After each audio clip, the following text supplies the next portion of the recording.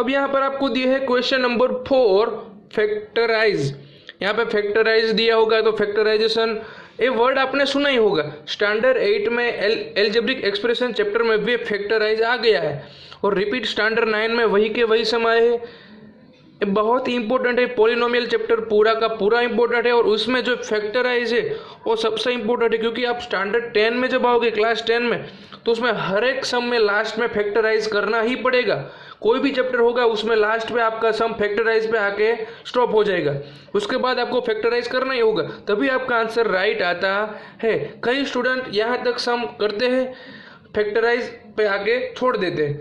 तो स्टूडेंट्स आपको यहाँ पे सम छोड़ना नहीं है, फैक्टराइज इजी है तो हमें वो सीखना है ध्यान से। तो चलो यहाँ से हम पहले बेसिक से सीखते हैं कि फैक्टराइज में 3 टर्म दिए हैं। यहाँ पे डिग्री हाईएस्ट है 2, तो यहाँ पे 2 होगा यानी हमारे जीरोस कितने मिलेगी 2, यानी कि 2 फैक्टर फाइंड हो गए। अगर यहाँ पे हाईएस्ट डिग्री 3 होती तो उसको क्यूबिक इक्वेशन बोलते और उसमें हमें 3 जीरोस मिलते और फैक्टर भी 3 आते। तो यहाँ पे 2 डिग्री ही हाईएस्ट यानी हमारे कितने जीरोस हो गए 2, और हमारा आंसर जो मिलेगा फैक्टराइज करके उसमें भी 2 फैक्टर हमें मिलेंगे।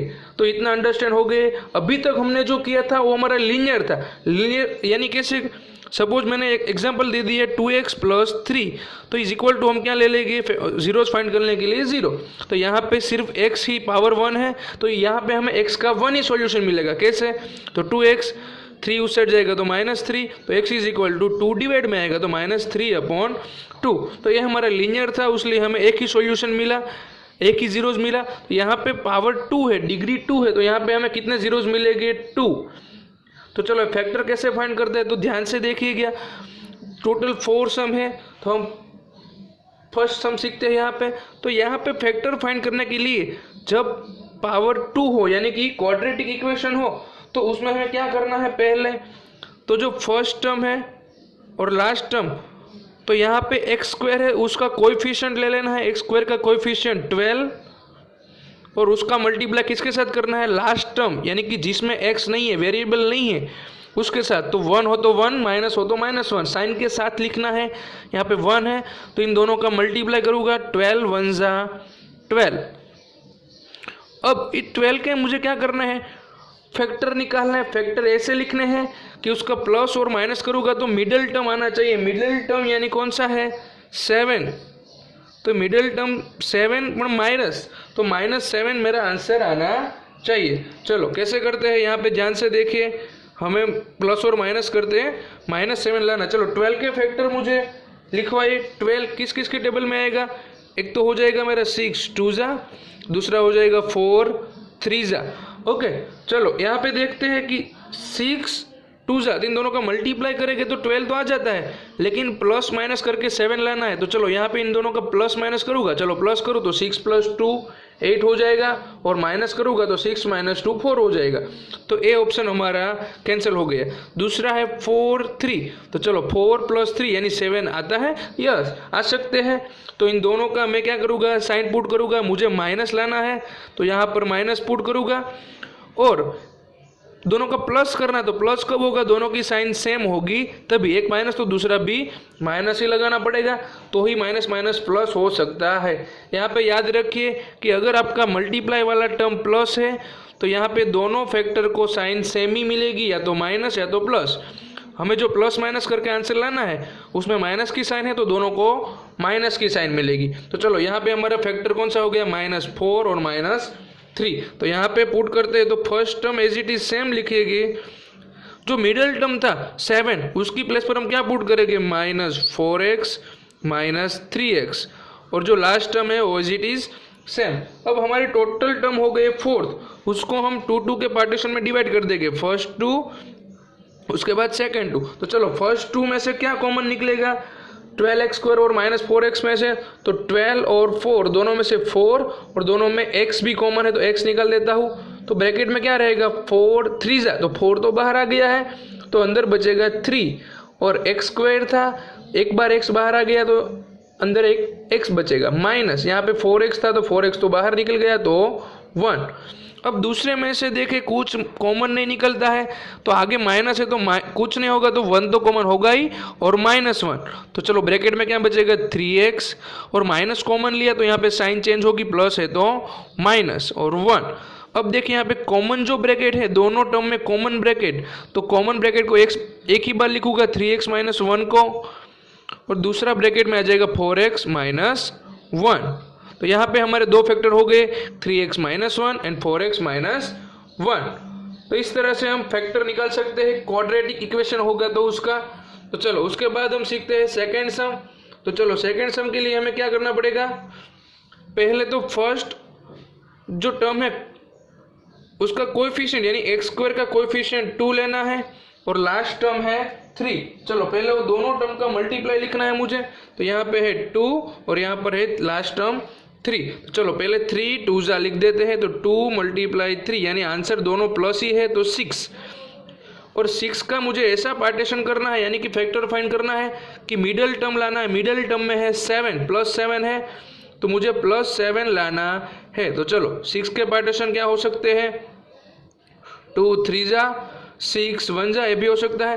तो 2 + 3 करूँ तो 5 आता है, 2 - 3 करूँ तो 1 आएगा, मुझे 7 लाना है। तो 6 + 1 करूँगा तो ही 7 आएगा।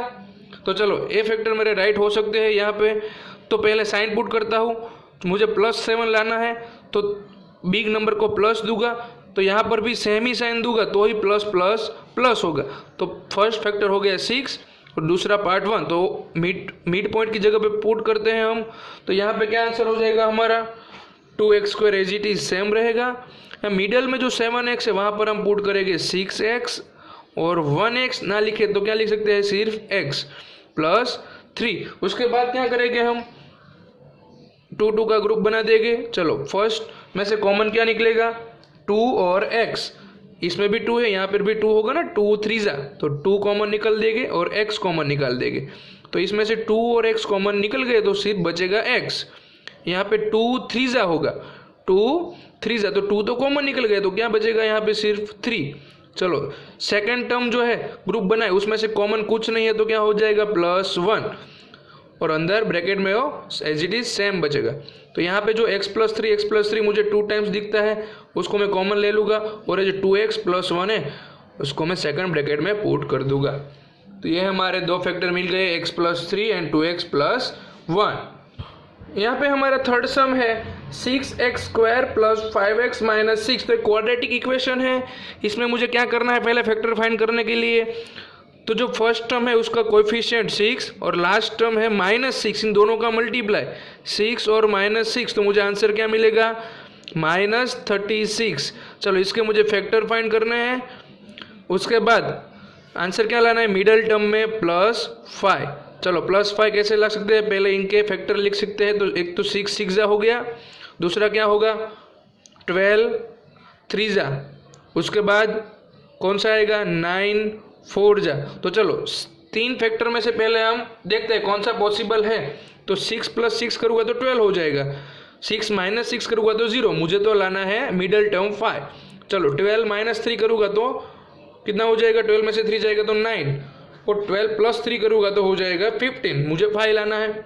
यहाँ पे 9 - 4 तो 5 आ सकता है, तो ये जो लास्ट सॉल्यूशन है वो पॉसिबल हो सकता है, लेकिन मुझे लाना है माइनस, यानी इन दोनों में से एक टर्म माइनस होगी और मिडल टर्म प्लस है। तो जो मिडल टर्म की साइन है वो हमें बिग नंबर को देनी है, यानी 9 को दे देनी है, और स्मॉल नंबर को माइनस, तो प्लस माइनस माइनस यानी 9 - 4, तो हमारा आंसर हो जाएगा 5, और बिग नंबर की साइन यानी +5, और मल्टीप्लाई करेंगे 9 4 जा तो 36 भी आ जाएगा, एक माइनस है तो माइनस की साइन भी आ जाएगी।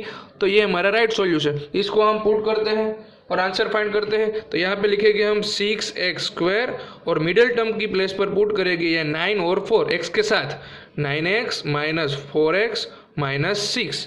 उसके बाद क्या करेंगे हम 2 2 की पेयर बना देंगे, ये फर्स्ट पेयर है और यहाँ पे है सेकंड पेयर। तो चलो फर्स्ट पेयर में से कॉमन क्या निकलेगा, 6 और 9 दोनों 3 के टेबल में आते हैं, तो 3 और दोनों में x भी है तो x कॉमन ले लो। तो यहाँ पे हो जाएगा 3 कितना 6 होता है 2 और x बचेगा, और प्लस 3 जा, तो एक बार 3 चला गया तो यहाँ पे बचेगा 3 और x तो बाहर चला गया है। चलो सेकंड टर्म में से पहले तो मुझे माइनस दिखता है आगे, तो माइनस तो कॉमन निकलेगा ही। उसके बाद 4 और 6 दोनों 2 के टेबल में आता है, तो 2 भी कॉमन निकाल लेता हूँ। तो ब्रैकेट में क्या बचेगा 2 जा, 4 यानी 2 जा, तो एक बार 2 चला गया तो एक बार बचेगा 2 और x। चलो यहाँ पे माइनस कॉमन लिया था यानी अंदर साइन चेंज होगी, माइनस का हो जाएगा प्लस, और यहाँ पे होगा 2 3 जा 6, 2 बाहर चला गया है तो ब्रैकेट में बचेगा 3। जो कॉमन ब्रैकेट दिखता है उसको मैं एक बार बाहर लिख दूंगा 2x प्लस 3, और बाकी जो दिखता है 3x और -2 उसको मैं सेकंड ब्रैकेट में लिख दूंगा। तो यहाँ पे मेरे दो फैक्टर हो गए 2x plus 3 and 3x minus 2। तो इस तरह से हम फैक्टराइज कर सकते हैं। तो यहाँ पे हमारा लास्ट सम बाकी रह गया है 4, 3x square minus x minus 4। तो यहाँ पे जो फर्स्ट टर्म है x स्क्वायर के साथ जो कोएफिशिएंट है और लास्ट टर्म दोनों का मल्टीप्लाई करेंगे 3, और यहाँ पे साइन के साथ लिखना है -4। तो 4 3 जा 12, -12 मल्टीप्लाई करके लाना है और मिडल टर्म प्लस माइनस करके, यानी कि यहाँ x के साथ कुछ नहीं होगा तो क्या होगा 1, यानी कि -1 आंसर लाना है। तो चलो 12 के फैक्टराइज कर सकते हैं हम। पहले तो होगा 3 4 जा, बाद में 6 2 जा, 12 1 जा, कोई भी लिख सकते हैं, पहले से चेक करते हैं। चलो इन दोनों का माइनस करते हैं तो 1 आता है, हाँ तो फर्स्ट फैक्टर में -1 आ जाता है। यहाँ पे 12 माइनस है यानी कि इन दोनों में से कोई भी एक माइनस होगा, कौन है वो हम कैसे फाइंड कर सकते हैं। तो यहाँ पे जो मिडल टर्म है उसके आगे माइनस है तो यहाँ बिग नंबर को माइनस दे देंगे, और जो स्मॉल नंबर है उसको प्लस, प्लस माइनस माइनस, 4 में से 3 जाएगा तो 1 आ गया मिडिल टर्म, और इन दोनों का मल्टीप्लाई करके 12 आना चाहिए। 4 3 जा 12, एक टर्म माइनस यानी माइनस। तो हमारा ए फैक्टर राइट हो गया यहाँ पे, तो इसको हम डायरेक्ट लिख सकते हैं। तो चलो लिखते हैं। तो फर्स्ट टर्म तो एज इट इज सेम रहेगा 3x स्क्वायर, जो मिडल टर्म है वहाँ पे हम क्या पुट करेंगे 3x और 4x। तो पहले जो बड़ा डिजिट है उसको पहले लिख सकते हैं हम। तो चलो पहले क्या लिखेंगे हम -4x प्लस 3x और -4। चलो अब क्या करेंगे 2 2 की पेयर बना देंगे यहाँ पे, जो फर्स्ट पेयर है और उसके बाद सेकंड पेयर। तो फर्स्ट पेयर में से कॉमन निकलेगा सिर्फ और सिर्फ x। तो चलो x कॉमन निकाल दूंगा तो यहाँ पे बचेगा 3, यहाँ पे x स्क्वायर था यानी उसमें 2 बार x होते हैं तो 1x बाहर चला गया तो एक बार x बचेगा, माइनस यहाँ पे सिर्फ बचेगा 4। अब इन ब्रैकेट में से ये जो पेयर है इसमें से कोई भी टर्म कॉमन नहीं निकलती है तो प्लस करके क्या निकाल देना है 1। तो जो ब्रैकेट में बचेगा वो एज इट इज सेम रहेगा 3x माइनस 4। मीन दोनों टर्म में कॉमन है 3x माइनस 4, उसके बाद लिखना है मुझे ये जो बाकी रहेगा x प्लस 1। तो इस तरह से मैंने क्वाड्रेटिक इक्वेशन के फैक्टर निकाल दिए हैं। आपको ज़्यादा से ज़्यादा फैक्टराइजेशन के सम की प्रैक्टिस कर रही है क्योंकि बहुत इम्पोर्टेंट है, और आगे जाके क्लास 10 में भी आपको इसका यूज़ करके सम्स करने हैं।